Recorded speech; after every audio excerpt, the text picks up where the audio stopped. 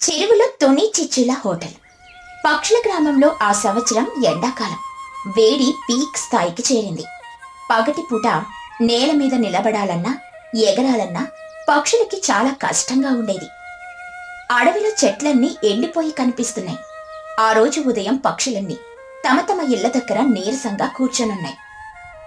పక్షులరా, ఈ రోజు ఎండ తీవ్రత మరీ ఘోరంగా ఉంది. ఉదయం నుండి వేడి గాలులు వీస్తున్నాయి. మీరంతా అల్లాడిపోతూ ఆకలున్నా కూడా ఏమీ తినలేకపోతున్నారని నాకు తెలుసు. ఇలాగైతే మన పక్షుల ఊరంతా నీరసించిపోతుంది. ఏదైనా చెయ్యాలి. అవును మహి గారు, నేను కూడా మా ఇంటి వాకిట్లో విచారంగా కూర్చొని ఇదే ఆలోచిస్తున్నాను. ఇప్పుడే చిచ్చు కూడా ఎగురుకుంటూ వచ్చి ఇక్కడ వాలింది. మా వెనకాలే బుజ్జి చిన్ను కూడా నీరసంగా వచ్చి కూర్చున్నారు. రా చిచ్చు, ఈ మండుటెండలో ఎక్కడికి వెళ్తున్నావు? ఈ వేడికి అడవిలో ఏ పక్షి కడుపు నిండా భోజనం చేయడం లేదు. వండిన ఆహారం వేడిగా తినాలంటే అవి ఈ ఎండకి వడబడిపోయి రుచి లేకుండా పోతున్నాయి. ఈ వేడిని తట్టుకుంటూ అందరూ హాయిగా కడుపు నిండా భోజనం చేసేలా ఏదైనా చేస్తే బాగుంటుందని ఆలోచిస్తున్నాను. నిజమే తోనే. ఉదయం నేను అడవంతా తిరిగి వచ్చాను. పక్షులన్నీ తమ తమ ఇళ్లలో ఉడికిపోతూ ఆకలితో అల్లాడుతున్నాయి. వేడిగా ఉన్న వాతావరణంలో వేడి ఆహారం పెడితే ఎవరో తినలేరు. మనం ఏదైనా చల్లటి ప్రదేశంలో చల్లటి ఆహారం పెడితే బాగుంటుంది. అప్పుడే అందరి ఆకలి తీరుతుంది. నిన్న మనం తిన్న భోజనం వేడికి నాకు బాగా చెమటలు పట్టాయి. మనం ఏదైనా చల్లటి చోట కూర్చొని తింటే ఎంత బాగుంటుందో కదా. మన ఇల్లు చాలా వేడిగా ఉంది. నాకు ఇక్కడ కూర్చోవాలంటే చాలా కష్టంగా ఉంది. అవునంటే నాకు కడుపులో కాలుతున్నట్లుంది. ఏదైనా చల్లగా కమ్మగా తినాలనుంది. మీరేదైనా కొత్త వంట చెయ్యండి అంటే. నాకొక ఆలోచన వచ్చింది చిచ్చు. మన అడవి చివర ఉన్న చెరువులో చాలా పెద్ద పెద్ద తామరాకులున్నాయి కదా. ఆ ఆకుల మీద మనం ఒక హోటల్ పెడితే ఎలా ఉంటుంది? నీటి మధ్యలో కాబట్టి గాలి మంచులా చల్లగా ఉంటుంది. వేడి అనేదే తెలియదు. మన ఊరి పక్షులన్నీ అక్కడికొచ్చి హాయిగా ఆనందిస్తూ భోజనం చెయ్యొచ్చు. వా, ఆలోచన అదిరిపోయింది తోనే. కానీ హోటల్ నడపడం అంటే ఒక్కరి వల్ల అయ్యే పని కాదు. నువ్వు వంట చేయడంలో చాలా గొప్పదానివి. నేను నిర్వహణలో ప్లానింగ్ లో గొప్పదాన్ని. మనిద్దరం కలిసి భాగస్వామ్యంతో చెరువులో తుని చిచ్చుల హోటల్ పెడితే ఎలా ఉంటుంది చెప్పు? నువ్వు అద్భుతమైన వంటలు చెయ్యి. వాటిని ఎలా అమ్మాలి, పక్షులని అక్కడికి సురక్షితంగా ఎలా తీసుకురావాలి అనేది నేను చూసుకుంటాను. ఇది చాలా గొప్ప ఆలోచన చిచ్చు. మనమిద్దరం కలిస్తే ఈ హోటల్ ఖచ్చితంగా విజయవంతం అవుతుంది. నేను ఈ రోజు హోటల్ కి సరిపోయేలా అడవిలో దొరికే ప్రతి వట్టి వేళ్ల షర్బత్తు, మెత్తటి తామర తూడల కూర, చల్లటి కీరదోస ముక్కలు మరియు పుదీనా పచ్చడి తయారు చేస్తాను. ఇవన్నీ వంటికి చాలా చల్లదనాన్ని ఇస్తాయి. తినడానికి చాలా కమ్మగా కూడా ఉంటాయి. సరే తోని, నువ్వు వంటల పనిలో ఉండవు. నేను వెళ్లి చెరువు మధ్యలో ఆ పెద్ద తామర ఆకులను శుభ్రం చేసి భోజనానికి వేదిక సిద్ధం చేస్తాను. చిన్న, నువ్వు బుజ్జికి సహాయంగా ఉండి ఆకులు పుల్లలో అందించు. మనం అందరం వేగంగా పనులు ముగించాలి. సరేనమ్మా, మేము వంటకు కావాల్సిన వస్తువులన్నీ ఏరుకొని వచ్చి తుని ఆంటీకి ఇస్తాము.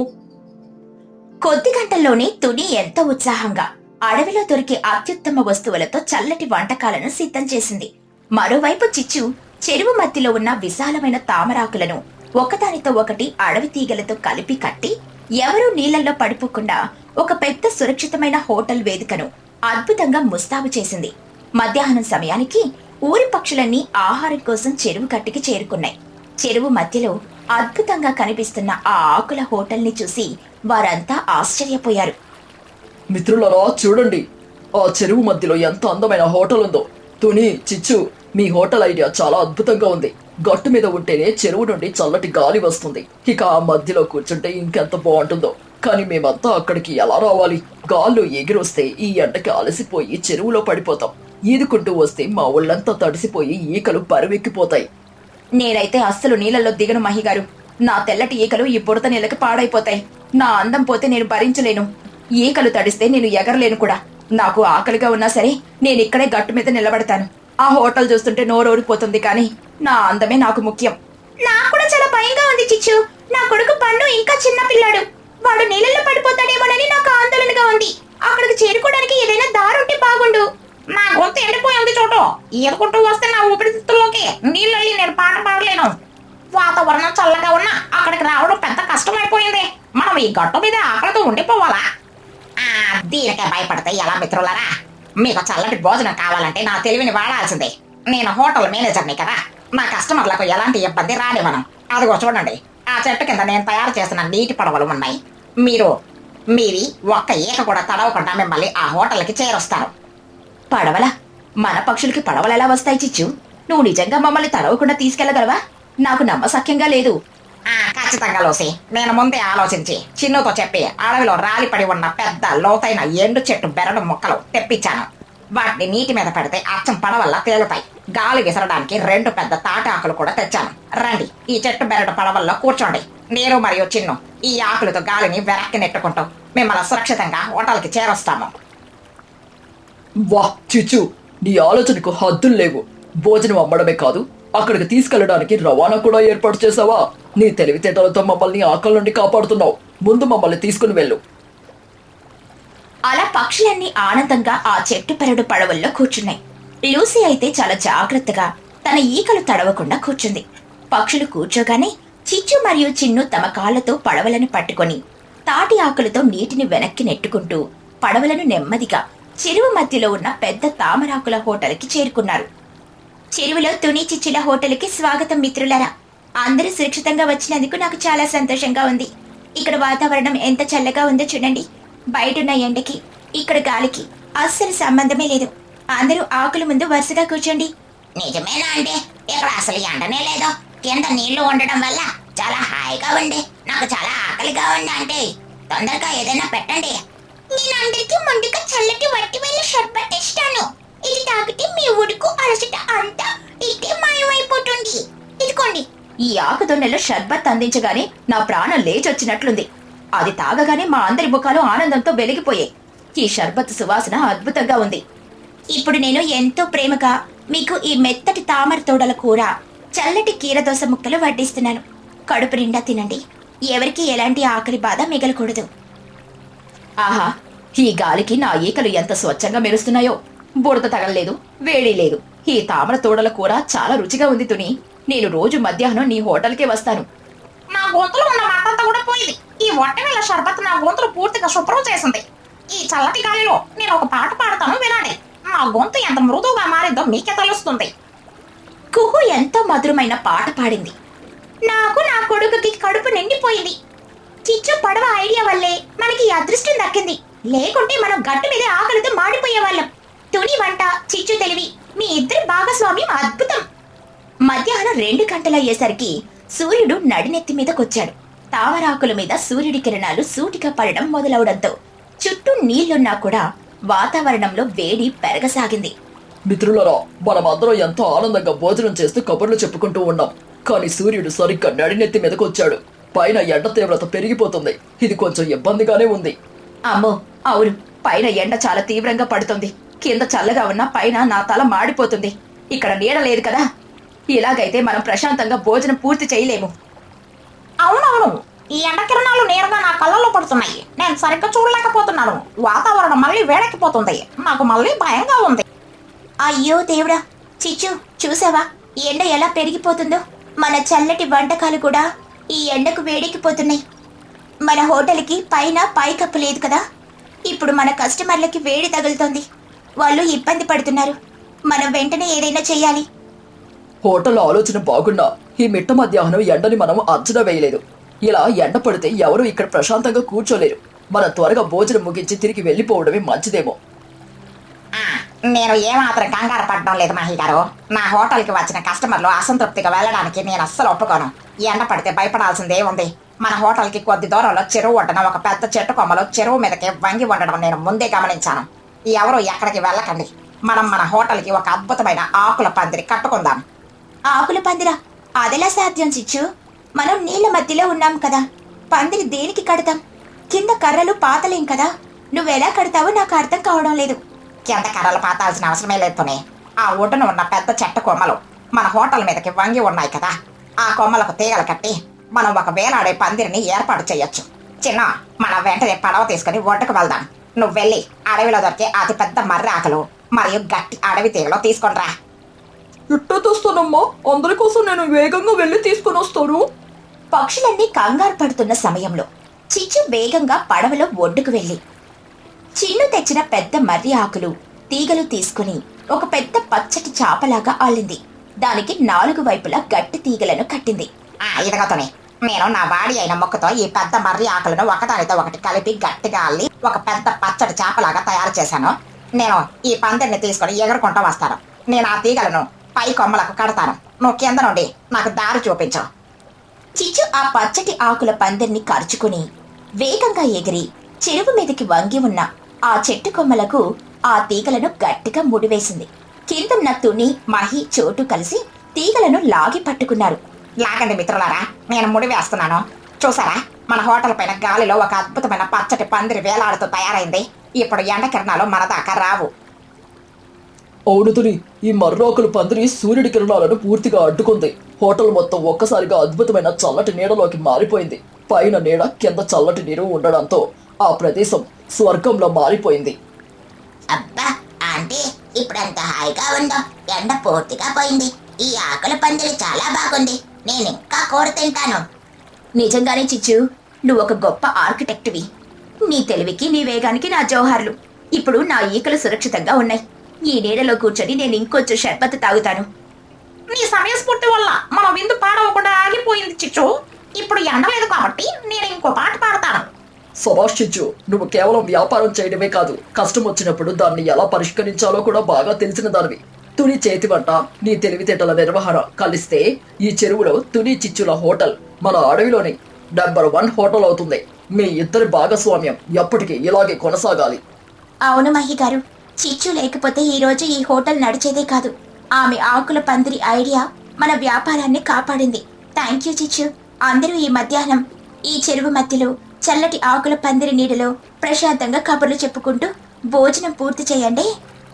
ఇందులో కృతజ్ఞతలు ఎందుకుతోనే, ఇద్దరం కలిసికట్టుగా పనిచేస్తే ఎలాంటి సమస్యనైనా సులభంగా దాటేయచ్చు. కస్టమర్ల ఆనందమే మన హోటల్కి లాభం. అందరూ ఆ మధ్యాహ్నం చల్లటి ఆకుల పందిరి నీడలో ప్రశాంతంగా కబుర్లు చెప్పుకుంటూ భోజనం చేశారు. సాయంత్రం ఎండ తగ్గాక చిచ్చు మళ్లీ తన పడవల్లో అందర్నీ సురక్షితంగా గట్టుకు చేర్చింది. ఆ రోజు నుండి ఆ హోటల్ పక్షుల గ్రామంలోని అత్యంత ఇష్టమైన విడిదిగా మారిపోయింది. దీన్ని బట్టి మనకు అర్థమయ్యే నీతి ఏమిటంటే, ఇద్దరు వ్యక్తులు తమ తమ బలాలు, తెలివితేటలు పంచుకొని భాగస్వామ్యంతో పనిచేస్తే ఎలాంటి అడ్డంకులనైనా ఎదుర్కొని గొప్ప విజయాన్ని సాధించొచ్చు. ఎండాకాలం మొదలైంది. కానీ ఈ సంవత్సరం పక్షుల గ్రామంలో ఒక వింత జరుగుతోంది. రోజు సాయంత్రం 6 గంటలకు అవ్వాల్సిన చీకటి నెమ్మదిగా 7, 8, 9 గంటలైనా అవ్వట్లేదు. పగలు సమయం పెరుగుతూ రాత్రి సమయం తగ్గిపోతుంది. ఒకరోజు రాత్రి 10 గంటలు. కాని బయట ఆకాశంలో సూర్యుడు మధ్యాహ్నం 12 గంటల్లాగా బగబగ మండుతున్నాడు. అందరూ తమ ఇళ్ల బయట నిలబడి ఆశ్చర్యంగా ఆకాశం వైపు చూస్తున్నారు. ఏంటి చోటు ఇది? నా వాచ్లో రాత్రి 10 గంటలని చూపిస్తోంది. కాని ఆకాశంలో సూర్యుడేంటి డ్యూటీ దిగకుండా అలానే ఉన్నాడు? వాడుకోవడానికి మనకే ఎండలిబ్బందనుకుంటే ఈ సూర్యుడికి ఏమైంది? అదేగాని నాకు ఏమీ అర్థం కావట్లేదు. నిన్న రాత్రి 8 గంటల వరకు ఎండుంది. ఈ రోజు ఏకంగా 10 అయినా చీకటి పడట్లేదు. నా కళ్ళకు నిద్ర వస్తుంది కానీ ఈ వెలుతురికి పడుకోలేకపోతున్నాను. సరిగ్గా అప్పుడే బన్నుగాడు ఒక పెద్ద అన్నం గిన్నె పట్టుకుని తింటూ బయటకొచ్చాడు. మమ్మీ, నాకు ఇంకో ప్లేట్ బిర్యానీ పెట్టు. నాకు మళ్ళీ ఆకలేస్తుంది. ఒరే రాక్షసుడా, ఇప్పటికే ఉదయం నుండి 5 సార్లు తిన్నావు. మళ్ళీనా? పొట్ట పగిలిపోతుందిరా. నా తప్పు కాదు మమ్మీ. బయట చూస్తే ఎండ దంచి కొడుతుంది. నా బాడీలో ఉన్న డైజెషన్ సిస్టమ్ కి టైం తెలియట్లేదు. సూర్యుడు ఉన్నంతసేపు అది పగలనే అనుకుని నన్ను తినమని టార్చర్ పెడుతుంది. నేనేం చేయాలి? ఒరే పన్నుక, పిచ్చి పిచ్చిగా తినకురా. ప్రకృతిలో ఏదో మార్పు వస్తుంది. రోజు రోజుకి రాత్రనేది లేకుండా పోయేలా ఉంది. మరో 3 రోజులు గడిచాయి. ఇప్పుడు పరిస్థితి పూర్తిగా చేయి దాటిపోయింది. అసలు చీకటి పడడమే లేదు. 24 గంటలు సూర్యుడు ఆకాశంలోనే ఉంటున్నాడు. పక్షుల ఊర్లో ఎవరికీ నిద్ర లేదు. అందరి కళ్ళ కింద పెద్ద పెద్ద నల్లటి వలయాలొచ్చేశాయి. తుని, నా కళ్ళు తెరిచున్నాయో మూసుకొనున్నాయో నాకే తెలియట్లేదు. నిన్న రాత్రిని ఫీల్ అయ్యి గుడ్లగూబలా పక్కన పడుకున్నాను. తీరా చూస్తే అవి మధ్యాహ్నం 12 గంటలు. నా పరిస్థితి ఇంకా దారుణం లూసీ. మా ఇంట్లో గడియారం ముళ్ళు విరిగిపోయి ఎక్కడుందో కూడా తెలియట్లేదు. అసలు ఇప్పుడు మనం బ్రేక్ఫాస్ట్ చేయాలో డిన్నర్ చేయాలో అర్థం కాక పచ్చి బియ్యం నములుతున్నాను. నా బాధ ఎవరికి చెప్పుకోవాలి? వీరున్నాడే అని పన్నుగాన్ని చూపిస్తూ నిద్రపోకుండా టీవీలో వంటల ప్రోగ్రామ్స్ చూసి ఆ లిస్ట్ అంతా నాకిచ్చి వండమంటున్నాడు. నా చేతులు అరిగిపోయాయి. అదేంటి మమ్మీ, పగలపూట పడుకోవడం బ్యాడ్ హ్యాబిట్ కదా. బయట ఎండొస్తోంది, నేను పగలు యాక్టివ్ గా ఉండాలి, అందుకే తింటున్నాను. నా యాక్టివ్నెస్ కి నువ్వు ఫీల్ అవుతావేమిటి? ఊరంతా ఇలా సైలెంట్ గా నీరసంగా తయారైంది. ఇలాంటి విపత్కర పరిస్థితుల్లో కూడా మన చిచ్చుకాకి ఒక సూపర్ బిజినెస్ ఐడియా వచ్చింది. ఇక మరుసటి రోజు ఉదయం లేదా రాత్రి, టైం ఏదైనా, ఎండ మాత్రం ఫుల్ గా ఉంది. చిచ్చుకాకి సూట్ కేసుతో రచ్చబండ దగ్గరకొచ్చింది. ఆవిడ కళ్ళకు నల్లటి గుడ్డ కట్టుకునుంది. చిచ్చుకాకి మైక్ లో అరుస్తూ, హలో విలేజర్స్, నిద్ర పట్టక అల్లాడిపోతున్నారా? సూర్యుడితో విసిగిపోయారా? మీకోసమే నేను తెచ్చాను స్పెషల్ బ్లాక్అవుట్ స్లీప్ మాస్క్. ఇవి కళ్ళకు పెట్టుకుంటే చాలు, బయట ఎండ 50 డిగ్రీలున్నా మీకు అమావాస్య రాత్రిలాగా చీకటిగా కనిపిస్తుంది. హాయిగా పడుకోవచ్చు. నిద్రలేమితో పిచ్చెక్కిపోతున్న ఊరి జనం ఆ అరుపులు విని బయటకొచ్చారు. మహీగ్రద్ద నీరసంగా తూలుతూ, చిచ్చు, ఆ మాస్క్ ఏదో నాకు ఒకటి ఇవ్వు. 3 రోజుల నుండి నేను పడుకోలేదు, కళ్ళు మండిపోతున్నాయి. ఎంత దానికి? ఆ డిమాండ్ ని బట్టి రేటు మహి గారు, ఒక మాస్క్ 200 రూపాయలు మాత్రమే. అంటే నాకొక 3 మాస్కులు ఇవ్వండి. నా కళ్ళకొకటి, నా పొట్టకు 2 కడతాను. కనీసం ఈ మాస్కులు చూసైనా నా పొట్ట రాత్రైందని ఫీల్ అయ్యి ఆకలి ఆపుతుందేమా? అమ్మో, ఊరి జనం నిద్ర లేక చచ్చిపోతుంటే నువ్వు ఈ నల్లటి బొగ్గు పోసిన ఆకులను, స్లీపింగ్ మాస్కులని అమ్ముతావా? నీకు దయలేదో? నువ్వు సైలెంట్ గా ఉండరా చిన్నగా, బిజినెస్ లో సెంటిమెంట్స్ ఉండవా? అందరూ చిచ్చుకాకి దగ్గర మాస్కులు కొని కళ్ళకు కట్టుకున్నారు. కాని ఆ ఎండవేడికి మాస్కులకు రాసిన బొగ్గు కరిగిపోయి అందరి కళ్ళల్లోకి వెళ్లి మంట పుట్టించింది. ఎవరికీ నిద్ర పట్టలేదు. పైగా కళ్ళు ఎర్రగా అయ్యాయి. ఇక లాభం లేదని మహీగ్రద్ద అందర్నీ ఒకచోట సమావేశపరిచింది. మిత్రులరా, ఇది మామూలు విషయం కాదు. ప్రకృతికి మన మీద కోపం వచ్చింది.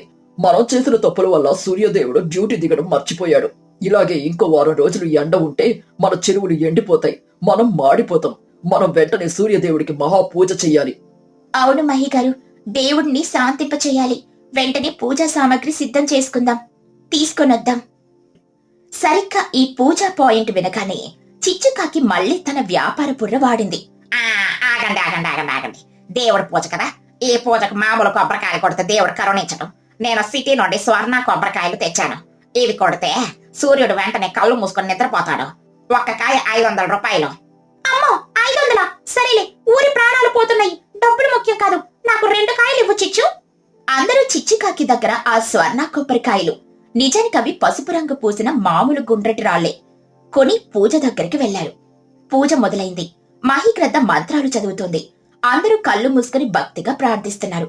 బన్ను చిలుక చేతులు జోడించి, సూర్యదేవా, ప్లీజ్ బాబు, నువ్వు వెంటనే వెళ్ళిపో. నీ దెబ్బకు నేను రోజుకు 10 సార్లు తినలేక నా దవడలు నొప్పులు పడుతున్నాయి. కొంచెం వెళ్ళి పడుకోదేవా. సూర్యదేవా, మాకు మా పాత చీకటినిచ్చేయి. నిద్ర లేక మేం పిచ్చోళ్ళమైపోతున్నాము. అందరూ పూజ చేసి చిచ్చుకాకి ఇచ్చిన ఆ స్వర్ణ కొబ్బరికాయలు కొట్టడానికని బండరాయికేసి గట్టిగా కొట్టారు. కాయలు పగల్లేదు సరికదా, ఢంగ్ ఢంగ్ అని సౌండ్ వచ్చాయి. పైనున్న పసుపు రంగు ఊడిపోయి లోపలున్న బండరాయి బయటపడింది. బుజ్జి పిచ్చుక కోపంగా, అందరూ ఆపండి. దేవుడికి కొట్టే కాయల దగ్గర కూడా ఈ చిచ్చు ఆంటీ దొంగ వ్యాపారం చేసింది. ఇవి రాళ్ళు, రాళ్ళకి పసుపు పోసి కొబ్బరికాయలని అమ్మింది. చోటు చిలుక కోపంతో రగిలిపోతూ, ఓసి మోసగత్తే, దేవుడి పూజలో కూడా నీ కక్కులు తాపవా? నిన్ను దేవుడు కూడా క్షమించినట్టే. అమ్మా, ఈ ఆంటీ దేవుడికి కూడా రాళ్ళు కొట్టేస్తుందా? అంటే దేవుడికి కోపం వచ్చి మన ఊరిని రోస్టెడ్ చికెన్ లాగా వేయించేస్తాడు. ముందు ఈ రాళ్ళు ఆంటీ నెత్తి మీద కొట్టండి అందరూ. చిచ్చుకాకి వణుకుతూ, అయ్యయ్యో వద్దు బన్ను, నా నెత్తి కొబ్బరికాయ కాదు, రాయి కూడా దేవుడికి రూపమే కదానని అలా రాళ్ళు ఇచ్చాను. నేను రేపటి నుండి ఎండ రాకుండా పెద్ద కొడుకు పెడతానులే, కానీ నన్ను వదిలేయండి. నువ్వు ఆపు చిచ్చు, నీ వల్లే ఈ ఊరికి ఈ దరిద్రం పట్టింది. అందరూ చిచ్చుకాకిని కొట్టడానికని వెళ్తూ ఉండగా ఆకాశంలో సడన్ గా పెద్ద ఉరుము వినిపించింది. అందరూ ఆకాశం వైపు చూశారు. కొన్ని రోజులుగా బగబగ మండుతున్న సూర్యుడి ముందుకి నల్లటి దట్టమైన మబ్బులు రావడం మొదలైంది. చల్లటి గాలి వీచింది. సూర్యుడు నెమ్మదిగా మబ్బుల వెనక్కి వెళ్లిపోయాడు. వాతావరణమంతా చల్లబడింది. నెమ్మదిగా చీకటి పడడం మొదలైంది. బన్ను చిలుక ఆనందంతో గెంతుతూ, చీకటి చీకటి చీకటి వచ్చేసింది. అమ్మా, నాకు నిద్ర వచ్చేస్తుంది మమ్మీ. నేను ఇప్పుడు డైరెక్ట్ గా 3 రోజులు పడుకుంటాను. అమ్మయ్య, దేవుడు కరుణించాడు, మన కష్టాలు తీరాయి. చిచ్చు ఆంటీ రాళ్ళు ఇచ్చిన మన ప్రార్థనలో నిజాయితీ ఉంది కాబట్టి చీకటి వచ్చింది. కానీ ఆంటీ, దేవుడి పేరుతో మీరు చేసిన మోసానికి మీ దగ్గరున్న డబ్బులన్నీ ఆ పూజ ఫండ్ కి చేయాలి, లేకపోతే ఊర్లో నుండి కంటేస్తాము. చిచ్చుకాకి ఏడుస్తూ సరే బచ్చే, నా డబ్బులన్నీ ఇచ్చేస్తాను. బాబాయ్, ఏ నిద్ర మత్తులో నేను ఏడవలేకపోతున్నాను. ముందు నన్ను పడుకోనివ్వండి. చిచ్చుకాకి తన దగ్గరున్న డబ్బులన్నీ తిరిగిచ్చేసి అక్కడే నేల మీద పడి నిద్రపోయింది. ఊరి జనాలందరూ రాత్రి పగలు అనే తేడా లేకుండా ఎన్ని రోజులు నిద్రపోలేదో ఇప్పుడు ఆ బకాయంతా తీర్చుకుంటూ ప్రశాంతమైన చల్లటి చీకటిలో హాయిగా నిద్రపోయారు. ఈ కథలోని నీతేంటంటే ప్రకృతి సమతుల్యత అనేది చాలా అవసరం. పగలు ఎంత ముఖ్యమో మనకు విశ్రాంతినిచ్చే చీకటి కూడా అంతే ముఖ్యం. అలాగే ఆపదలో ఉన్న వారిని భయపెట్టి లాభం పొందాలనుకోవడం క్షమించరాని నేరం.